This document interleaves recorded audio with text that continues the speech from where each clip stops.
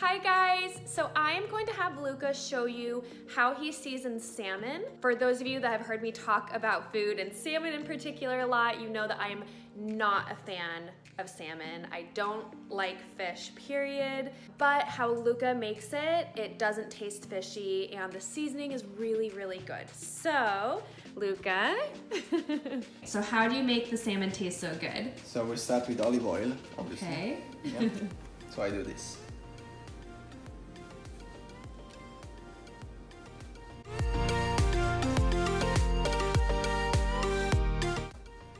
Garlic flakes.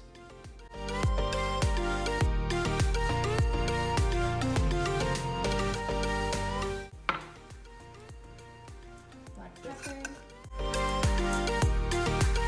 Salt.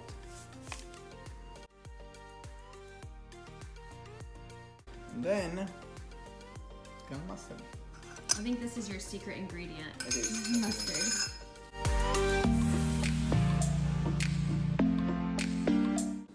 Yeah.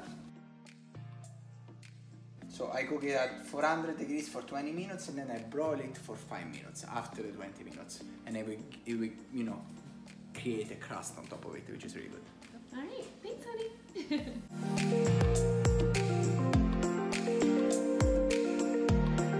So Luca went to go get rigatoni and left me to do the broiling part. So let's see how this goes. So the timer just went off and now I'm gonna set it to broil for 5 minutes. Hi Rigatoni. He just got back from doggy daycare. Yeah. Oh no.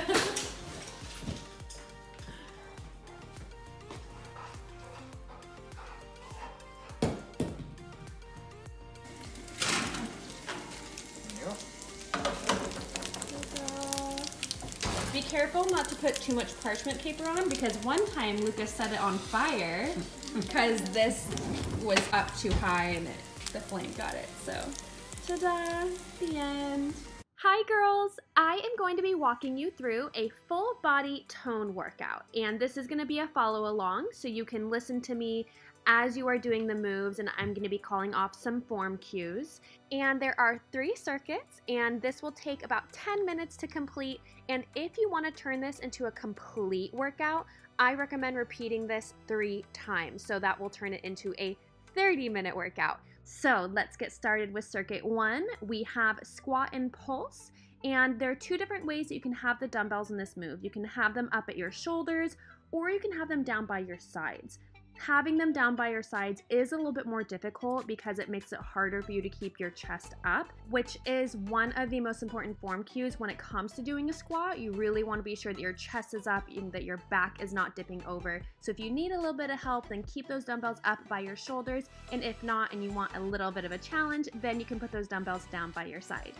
And of course, don't forget to squat back like you are sitting back in a chair.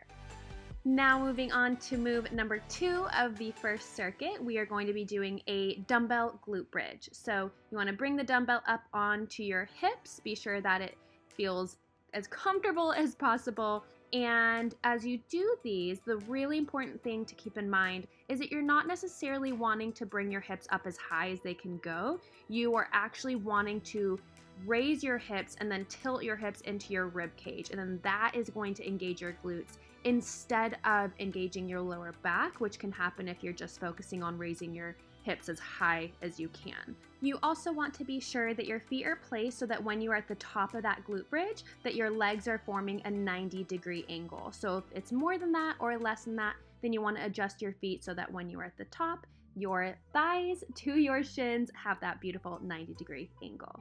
Now for the last move of circuit 1, we have a decline glute bridge, and with these, you want to be really focusing on engaging your hamstrings. So while this is a glute bridge and it is going to get some glute engagement, it is going to primarily target your hamstrings. So as you are doing each rep, really focus on engaging and squeezing your hamstrings, and if you need a little bit of help in feeling your hamstrings activate, you can touch your hamstrings and get that mind-muscle connection going.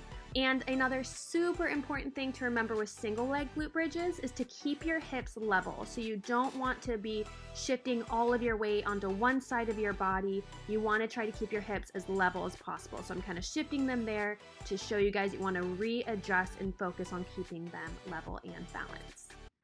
In between each circuit, I want you to take a quick 30-second break. Now, when you are doing each move within the circuit, you are doing them back to back, so with as little to no rest as possible. But after you do those 3 moves, you do need to have at least a 30-second rest session. I would say from 30 to no more than 60 seconds. And then also be sure that you're getting a quick drink of water, and then you will dive into circuit 2, which is going to be focused on upper body. So here we go. The first move is going to be a front raise and a lateral raise transition. Now, you really don't want to underestimate these. These are a lot more difficult than your just standard front raise or lateral raise, so you do want to go with a lighter weight than you are used to. And just be sure that you're keeping that chest up. And I am alternating here between doing a 2-arm lateral raise transition and a single arm. Next, we have a hammer curl. So a hammer curl is where you have your palms facing inward to your body instead of up to the sky. And as with any bicep curl, you want to be sure that your elbows are tucked into your side so you don't let them flare out or go forward or backwards too much.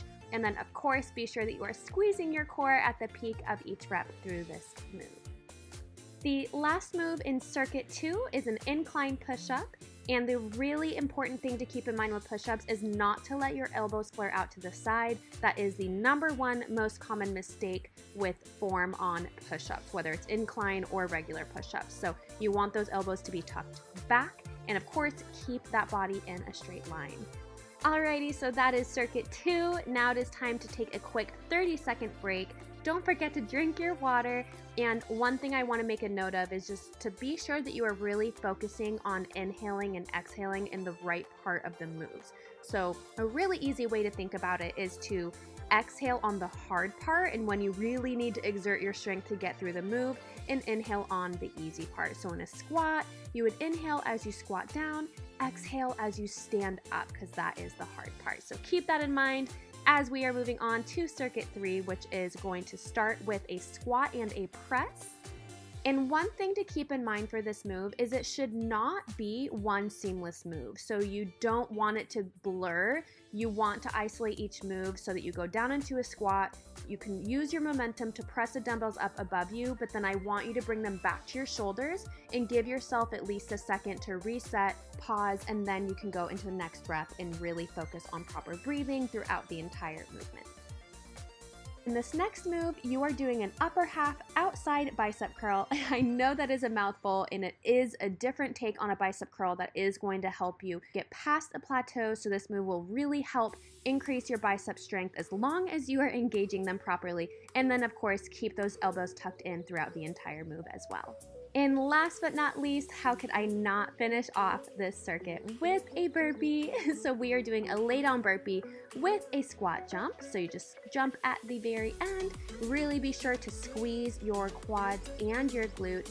And then you lay down on the ground for the burpee part and try to explode up as quickly as you can. And even if you need to step up from these, that of course is still totally okay. And it will help you improve your endurance over time, and it is going to get your heart rate up regardless. So I'm sure at the very end of the workout, you are wanting to tap out on these burpees, but you can do it. You just have a few left, and then you are done with this 10-minute anywhere HIIT strength workout. And like I said, repeat this 3 times total if you do want it to be a complete 30-minute workout. So that would mimic what would be a fit body tone workout.